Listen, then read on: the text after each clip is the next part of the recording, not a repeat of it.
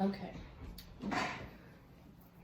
All right, so Chloe Cott, obviously, and this is Father Kyle, and I'm going to be asking a few questions today on the topic of good and evil in respect to religion.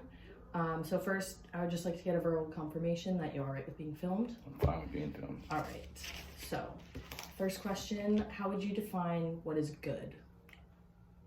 I mean, well, on a kind of just a sense of, sort of existential reality that it exists. I think that's sort of something we kind of don't recognize in our modern society, that something is, therefore it is good, I think so often we're looking at, excuse me, certain realities of quality or value or something like that it does something for society or that it improves. But I think there's so often, especially in our human world, it's like that someone is alive is a good sign. Like there's, at least as a Christian, there's always hope for salvation. There's always hope for redemption. There's always hope for change. So as long as there's, a sense of being or a sense of, existence, that has been the foundation of good. Anything beyond that, like you're looking at particular good actions or good, is it moving towards its telos or its end? That's another vital part of a good thing is that, are you using, a chair as a chair instead of using the chair as a weapon or something like that? So that would be a good unto itself, that you were sitting in the chair and not throwing that at your friend or whatever. So that would be another good unto another. So there's so many components of good. Like I think it maybe on a more of a moral thing is that someone is acting rightly could be another perspective of good. So this is really a nuanced question. I know you kind of maybe wanted a simpler response, but it could be any of those three, that it exists, that it's being used for its proper end, or if there's some sort of person making in the eyes of, I guess you could say a subjective good or an objective good, that someone is doing the right action. So maybe that's seeing the dignity of their brothers or sisters in humanity. Perhaps that is acting generously, or seeing those who are vulnerable and allowing them to live accordingly. So you have a couple of options there. So it depends on your perspective, what kind of good you're looking for. But those are some of the goods that I can think of off the top of my head. Definitely. So to contrast that, what would you say is evil? Again, this, well, I start off, as I said in the first part, like a lack of existence would be evil. Like, if something isn't, not evil in so far as like, it's bad because it doesn't exist. But if you look at so in Christianity, we believe the devil is good insofar as he exists. So like a lack of creation or a lack of existence is an evil in the eyes of Christianity, that something doesn't exist where there could be life. So that's something we sort of kind of ponder on ourselves. Also, when it comes to evil, there's moral evil. I think we could talk about that. It's like when someone chooses the bad. And if you look at the root word for sin in the Hebrew, it's when one misses the mark. So, looking at like throwing darts or shooting arrows, like when the target is not as hit as precisely as it could be, that's considered like a moral evil. Like you could have done something better than you did, and you fell short of that. So that's something one could consider evil. Also, like natural disasters. But I also consider those those sort of natural evils as having a good unto themselves. Like if you look at earthquakes or hurricanes or sort of these sort of things, there's a particular loss of life or destruction of property that can be seen as evil unto itself, but recognizing what it does to the earth, and how this is like a restoration of the world, or something like a hurricane, corrects the temperature, or these sort of things, or an earthquake, it leaves pressure in the earth. All these things are tragic and evil unto themselves, but yet they can be used for good. And I think that's something to be mindful of. So like evil can be all three. I'm sure there's even more possibilities that I'm not thinking of off the top of my head right now, but I think a realization that there is, kind of different perspectives for good and evil is something I think we need to be mindful as a human person. I think kind of the ultimate evil is the destruction of life. I think when something is not going beyond not being created, but is created and it is ended abruptly, I think that's sort of a reality in play there. And we look at our modern world. There's so many different ways to, if we just look at human persons, so many different ways, sadly, to kill a person from, conception to their natural end. And you'll see that people are constantly finding new and sort of evil ways to, to end the human life. And I think that's something that is a new evil that's very easily creeping in and kind of hiding itself pretty succinctly. You know, look at abortion or even euthanasia. You know, here is, you know, us determining the quality and the length of a human person's life. And I think that's sort of a particular evil that is subtly placing itself into our world. And I think those who are, you know, the instruments or orchestrators of it, they're really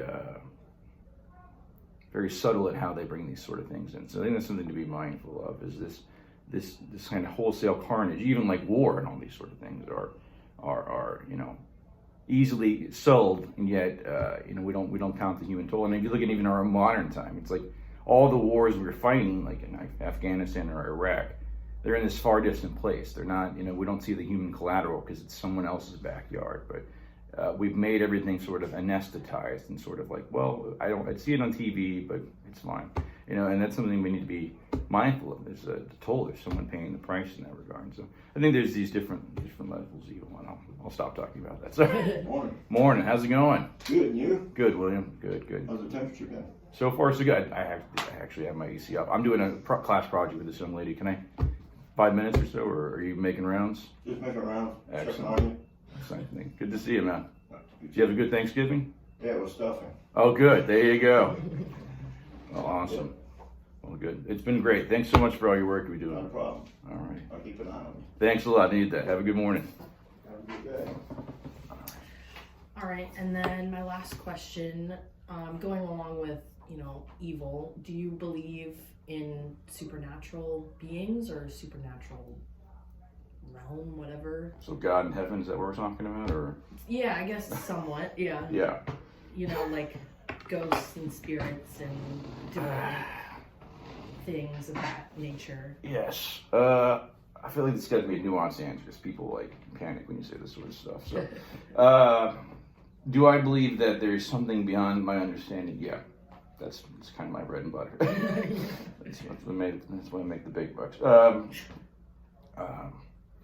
What that is, like, of course, in the realm of God and that which is revealed through revelation, I do believe that there are, you know, there's a certain part of God that is made known by Him revealing Himself to us, you know, through sacred scripture, through other forms of revelation. And that only goes to a point, though. There's a beauty, as we Christians say, like there's a mystery. And I think so often in our modern society, mystery is seen as this perspective of solving a problem. You know, you look at like Scooby-Doo and all this sort of stuff. It's like the mystery machine, what are they doing? They're trying to figure out a crime. We Christians use mystery as understanding that what we know can only go so far. There's, you know, we finite creatures can only encounter the depths of God through you know, what He reveals to us. So you can only go so far into the room before you can go no further.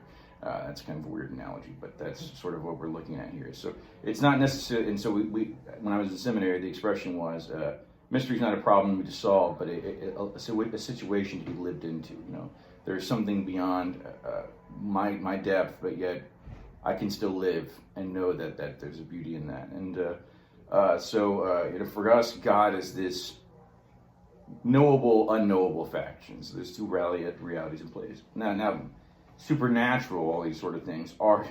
I just literally was listening to a podcast about ghosts and stuff like that this morning.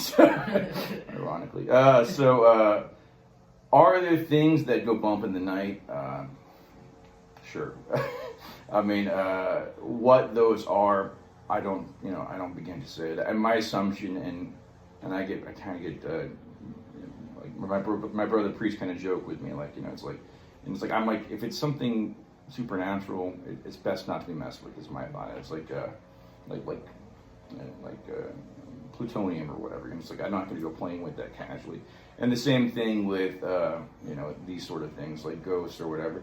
Now, we as Catholics have, you know, I'm sure you've seen an exorcism movie or something like that. You know, we have these things where there's demonic possession, and we even in our Catholic understanding have different levels of demonic possession. And there's oppression and all that. There's 3 or 4 different levels that I'm aware of. And so a mindfulness that even there we understand that that there's elements in one's life and what they encounter where they could be possessed, for lack of a better term, and there's particular rituals. I'm not the church exorcist, so I don't know exactly the details of how that is done, but the little I know is it's through prayer and recognizing that one does not get possessed overnight. There's often choices and processes through not good choices that opens the door for someone to be possessed. And on the other side of that, when one is seeking greater freedom, there's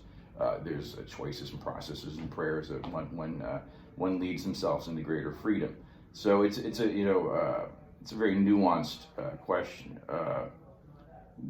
Do I believe that there's malevolent forces out there? Yeah, I do. And you look no further than how we interact with each other. Here, if you look at the human person, we're distinctly not that different.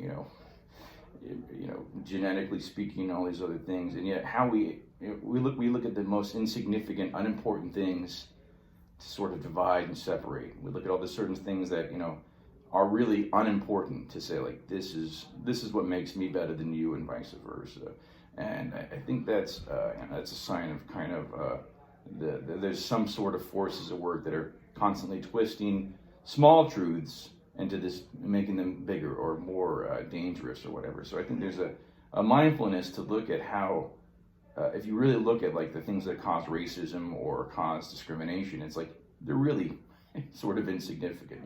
A line drawn in the sand, pigmentation of skin, and yet these things become kind of the root and core for a lot of people on their very existence. So I don't know if I'm necessarily answering your question properly, but I do believe that there are malevolent forces at work, and they're constantly tugging at us, and they're unseen. I think that's the crazy thing, is that I think a lot of the things that impact our lives go largely unseen. I do believe that there are things, and not that they're so far away or so distant, but they're so close. I kind of use the analogy of the hand. Like we as humans, for us to have perspective, we have to have distance. But if we have like our hand, I can see my hand right here, but if I put it up close, it's obscured, it's made unclear. And I think that's the reality we're living in, is that things are sadly so close, so present, that it's made impossible to see because we don't have the perspective to understand. You look no further than psychological stuff. It's like, here is a person who's able to understand the maladies of an individual. Why? Because they're not living in their life. They're able to get a little bit of distance and say, like, hey, look at this relationship or this particular dynamic, and to see how, with just a little bit of space, even though they're human persons talking to each other, they're able to get a clearer understanding. I think the same thing with the spiritual realm. Allowing yourself just a little bit of space, or having someone else who's maybe journeying with you to say, like, hey, did you see this or that? It allows you to see the kind of forces of good and evil, at least in the spiritual realm, in play. I don't know if that makes any sense, but it's something to consider there. So, does that make any sense to answer your question? Yeah, definitely. Well, thank you very much. I No really problem. appreciate it. And Sorry for the interruption. no, that's it. No